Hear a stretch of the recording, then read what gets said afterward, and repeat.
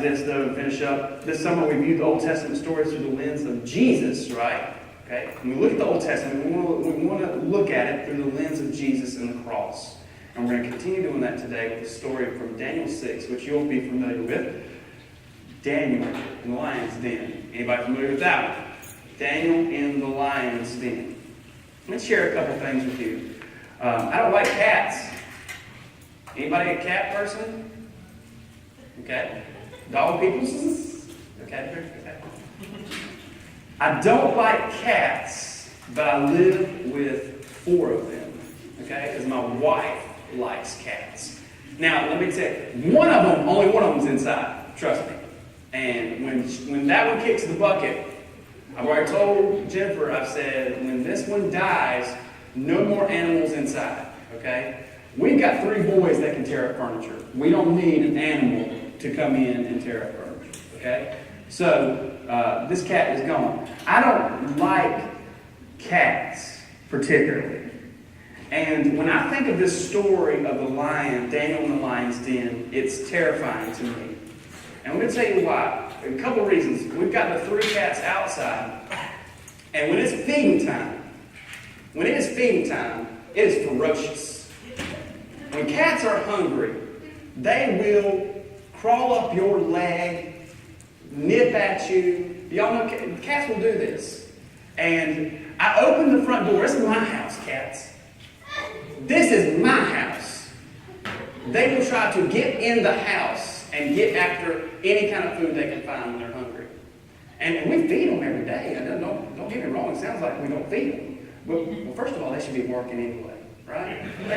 They should be out there scavenging for their own food, helping us out with any mice problem, snakes problem, okay? We feed them, though. But they will try to come in between under your legs and trip you up and get the food. And this meow, meow, meow, meow.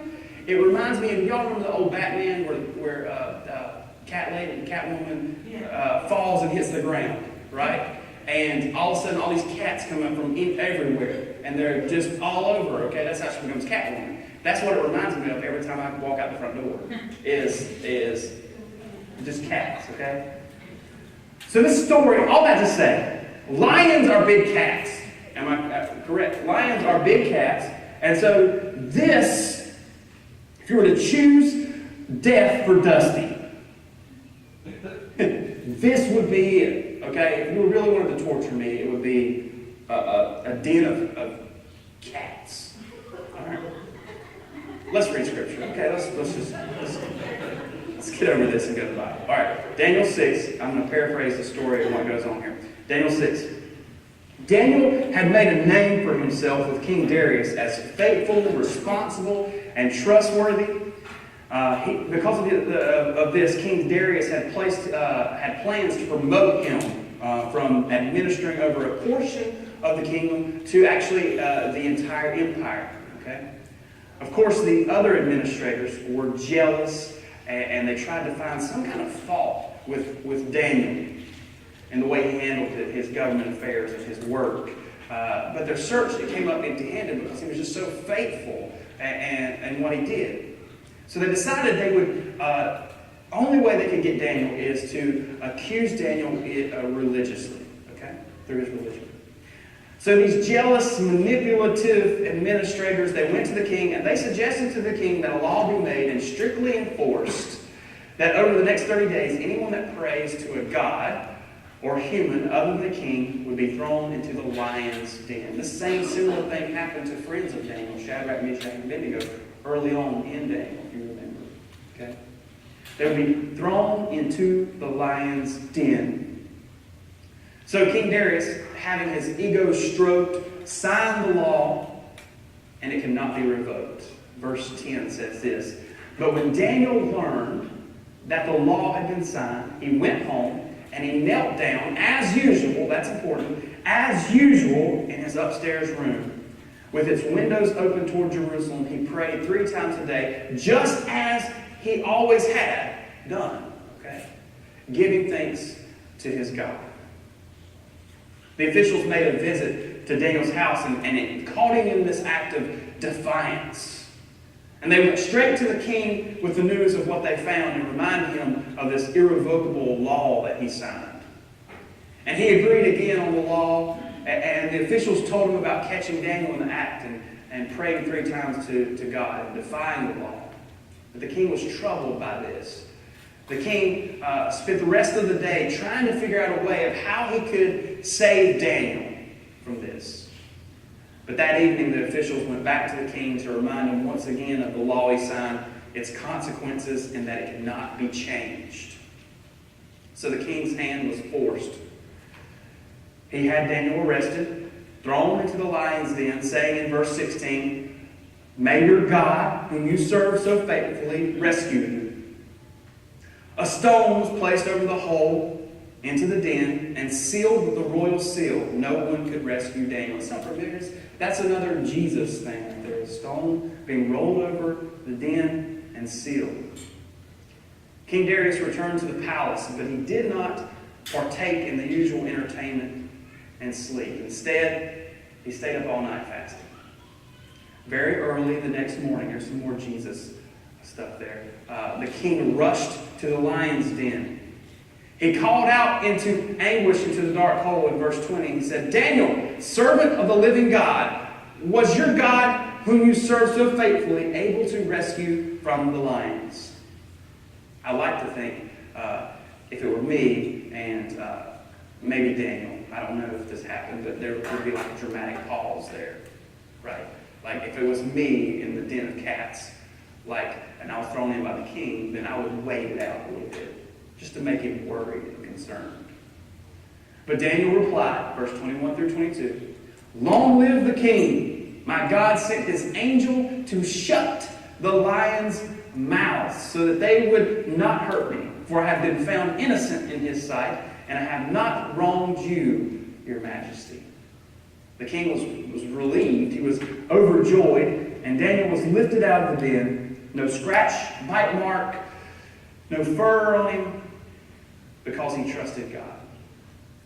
The king turned to those officials, those administrators that were deceptive and accused him, and had them thrown into the lion's den, and the lions actually caught them in the air. They did not even hit the ground before they were caught in the air and torn to pieces. Verse 25 through 28. Then King Darius sent this message out to the people of every race and nation and language throughout the world. "Peace and prosperity to you. I decree that everyone throughout my kingdom should tremble with fear before the God of Daniel. For he is the living God, and he will endure forever. His kingdom will never be destroyed, and his rule will never end. He rescues and saves his people. He performs miraculous signs and wonders in the heavens and on earth. He has rescued Daniel from the power of the lions." So Daniel prospered. Daniel prospered during the reign of Darius and the reign of Cyrus the Persian. Let's pray again. Father, again we thank you for your word. I pray this morning that it would teach us some truths that we can apply to our lives today. So Father, again, I thank you for your word. Let it speak to us. In Jesus' name, amen. Amen. A couple things I want us to hear from this. The first is righteous defiance. Righteous defiance. This is an interesting word to describe Daniel, and it may be a word that describes us at some point in our own lives. Righteous defiance. The word I'm about to use, that defiant word is surprising. Defiance is open resistance and bold disobedience.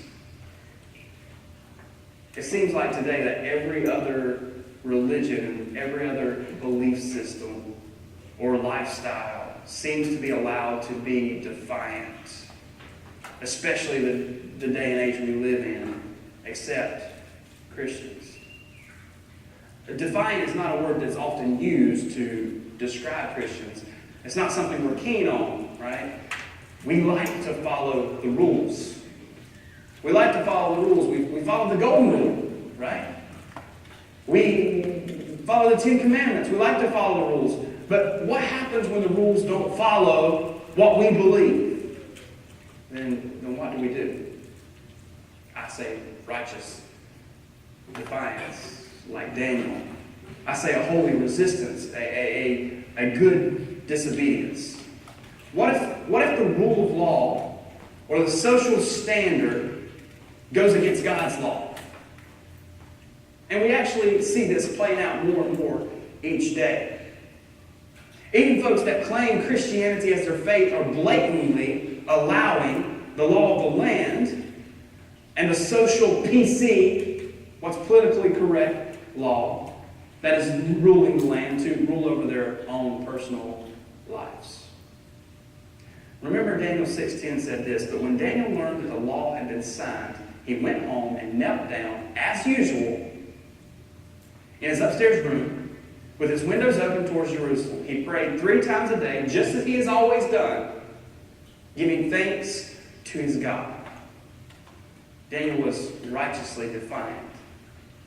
To not be defiant would have meant that Daniel would have changed his routine, right? He wouldn't have done the as usual thing or like he had always done. He had not been defiant, he would have not been righteous, though. There's a difference here that we need to understand. Daniel didn't go out looking for something to defy. Okay? He didn't go out looking for it. This is happening today. People's hearts are not really in the causes. They're just looking for a cause that will give them an opportunity to be defiant. You with me? We see that today. Defiance for the sake of defiance. We shouldn't go around looking for something to defy. But like Daniel was forced. He was forced into this defiance when the practice of his faith was outlawed. When his as usual and his just as he always had done was interrupted by law. Defiance is not always protesting. It's not always marching or rioting. Defiance is Daniel's reaction we see in Daniel 6, which is business as usual. I'm going to keep doing what I've always done because that's what I do and that's who I am. And that's the God I worship.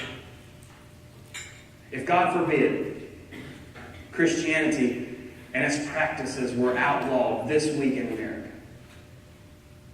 would righteous defiance not be what we would do? Would Depot Church not still meet next Sunday? Right? We would still move forward. And it might not be here, but we would meet next Sunday. We would go on as usual, like Daniel 6 says, and just as he always had done.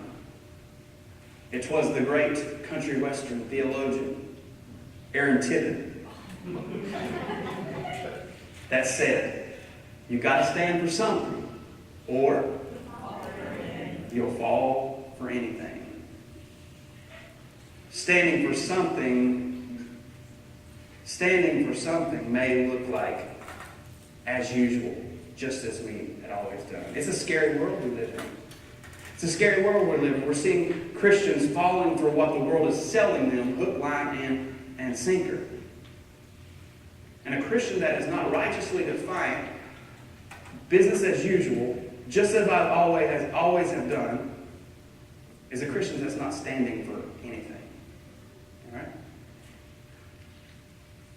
Standing for something sometimes requires us to defy something else. We're to be in the world, not of it. Okay? We serve a righteously defiant Savior. Think about Jesus. Think about Jesus for a moment. Jesus defied the natural law of sin and death. Right? He distinguished the idea that man carry around this burden of their sins. He eliminated that idea. He eliminated the idea of death would be the end of us. He defied those two natural laws. History is doomed to repeat itself. And all the things we remember from the past of Christians being crucified outlawed. If we as Christians do not stand for something, our faith, if we not continue to do business as usual. Here's another lesson I want us to learn from the life of the righteously defiant Daniel. People don't care how much you know until they know how much you care. You've heard that quote before? People don't care how much you know until they know how much you care. This quote is often attributed to Teddy Roosevelt. Sometimes it's attributed to John Maxwell. You know what? A lot of times, the only Jesus people see is the Jesus in you. Or you've heard it said this way, maybe on a church sign somewhere as you're going down the road, you may be the only Bible some people ever read. King Darius didn't believe in God, but he believed in Daniel. Okay? He respected the faith that Daniel had when he said in verse 16, "May your God, whom you serve so faithfully." See, King Darius saw that in Daniel. Rescued. Y'all heard of Penn and Teller? I like them as much as I like cats. To be honest with you.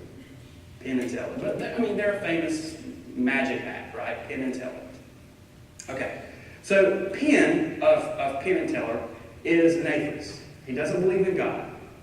But there's this interesting video that you may have seen circulate the internet, a YouTube video of him sharing about this interaction he had with a gentleman at his show.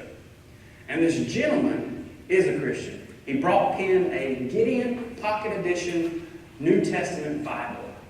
With some, in the cover of that Bible, he wrote some things, thanking Penn for being a magician, and his phone number and email if he ever wanted to talk and that kind of thing. Penn states in this video that, even, believe it or not, that he is not against evangelism, Christian evangelism. He's not against it. He's an atheist who is not against Christian evangelism. This is what Penn says. He says that if you believe that there is a heaven and a hell, then how much must you hate someone not to tell them? Right? How much must you hate someone not to tell them that? And that's coming from an atheist. But in this video, Penn, he really gushes over how good of a guy this man was and that he was real. He talks about this gentleman as being real and as being respectful. He says that, Penn says that this guy was polite, honest, and sane. And he cared enough about him to evangelize and give him a Bible. Now, as far as I know, Penn is still an atheist. Okay? As far as I know, Penn is still an atheist. And this interaction with this man didn't save Penn. But when you hear him talk through this video about this encounter, you can't help but see that even though he may not believe yet, he really believes that this man believes. He believes that this man is true and truly believes what he's telling. And you better believe, if you watch this video, I'll share it on Facebook this week, you better believe a seed was planted in this guy's heart. You better believe that when questions begin to arise in Penn's heart, and they will, he'll probably contact this guy because he's the one that handled the Bible. We hear from King Darius again in verse 20, and he says this, "Daniel, servant of the living God, was your God, whom you served so faithfully, able to rescue you from the lions?" All those years of service to the king that Daniel did and his kingdom had garnered Daniel all this respect, admiration of the king. And when you love, respect, and admire a person, then you love, respect, and admire the faith that makes that person who they are. Both King Darius and Penn from Penn and Teller, I don't know if anybody has ever put them in the same sentence before, probably think this way. I may not believe in their God, but I truly believe that they believe. And you know what? That's a start right there. That's a seed planted. People don't care how much you know until they know how much you care. Last thing we hear in the scripture is this word prosper. Last verse of Daniel 6 says, last verse of Daniel 6 is verse 28, and it says this. So Daniel prospered. Daniel prospered during the reign of Darius and the reign of Cyrus the Persian. Prosperity can mean a lot of things. I think initially all of us think money, money, money, right? I want to be rich. To be prosperous is to be rich. But it can mean a lot of things. Daniel was rich in something. But it may not have been money. More than likely, Daniel was rich in success. Right? He was rich in that his life was bearing fruit. We want to be rich too. And again, I'm not talking about financially. Okay, maybe some of us, money, money, money. All right? We want to be rich too.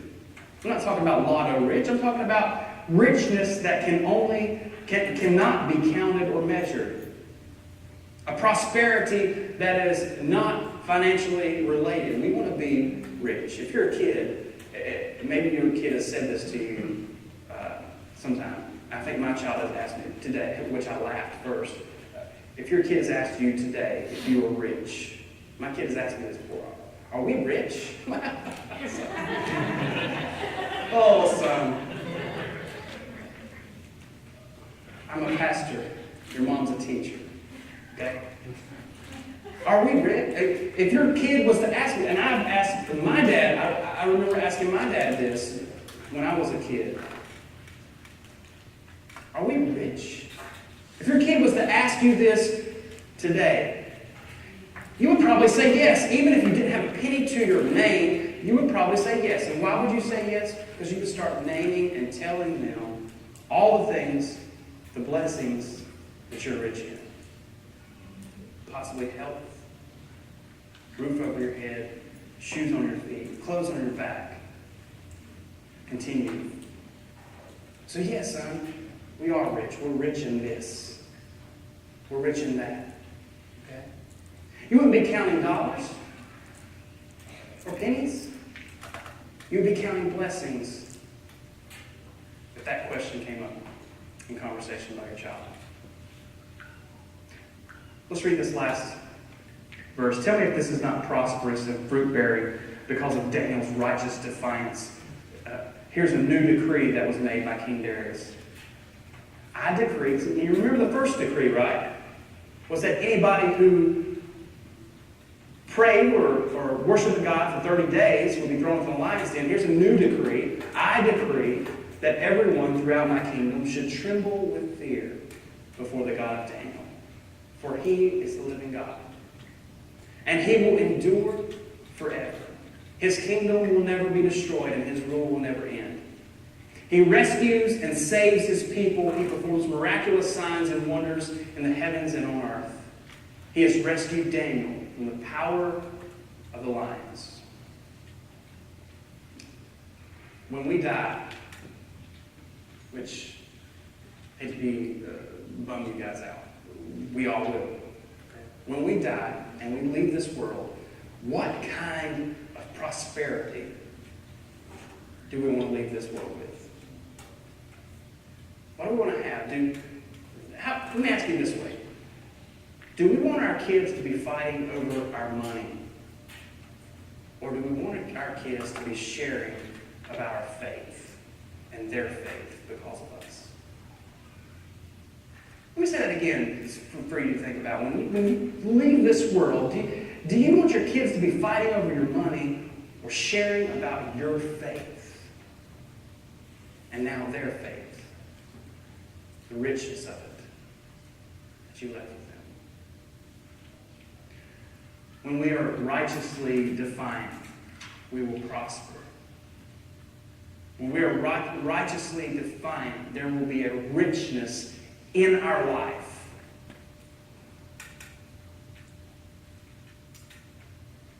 So, I'm closing up shop. As we look at the story of Daniel in the lion's den, We see a man who was not changed by outward circumstances, by his government decree, but went along business as usual, just as he had always done. We see a man who made himself known to people by how much he cared, which made them care about him too. And we see a man who prospered ultimately because of it. I don't know about you, but I want to be like Daniel. In this lion's den of a world that we live in, I want to be like Daniel. Will you pray with me?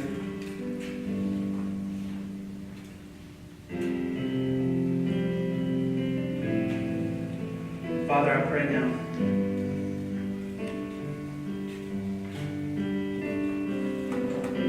that every single one of us will be searching our own hearts for the characteristics that we learned about Daniel.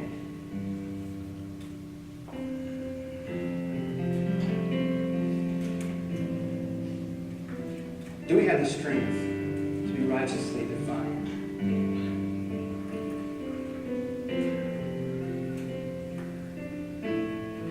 Do people know how much we care?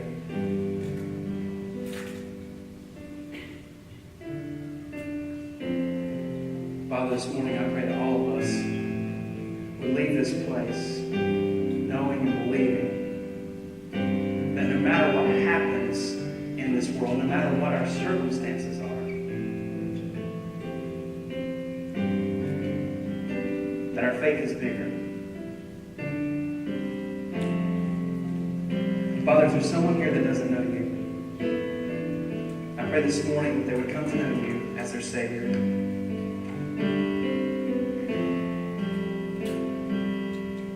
That salvation on the cross will become real to them today. That they would believe with their whole heart, that their lives would show it. And Father, for all of us who are making commitments in our heart right now, I pray that all of us would totally be committed to you each and every day of our lives. And I pray this in the great name of Jesus, our Savior. Amen.